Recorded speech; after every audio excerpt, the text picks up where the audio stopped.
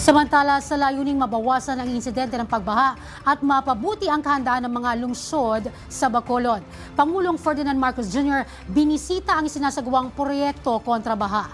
At si Luz Casipit, una sa balita.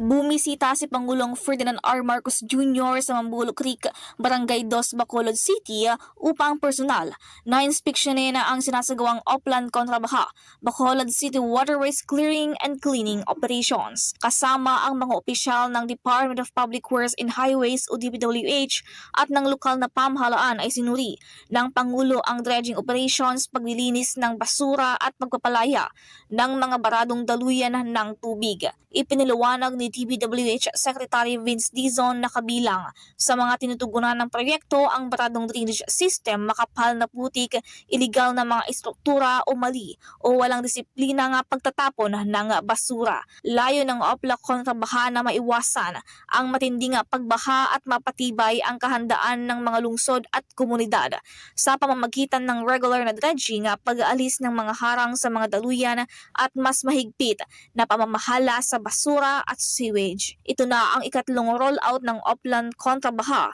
kasunod ng mga naunang inilunsad sa Greater Manila at Metro Cebu. Sa pagbisita, nakipag-usap din ang Pangulo sa mga residente ng iba't ibang barangay at pinakinggan ang kanilang mga hinaing hinggil sa pagbaha. Sa kasalukuyan, isinasagawa na rin ang Oplan kontra baha sa iba pang lugar sa Bacolod, kabilang na ang Banago Creek, Maupay Creek, Lupit River at Mandalaga ng River. Nauuna sa mga balitang totoo at laging bago. Luz Casipit, alauna sa Balita, Congress TV.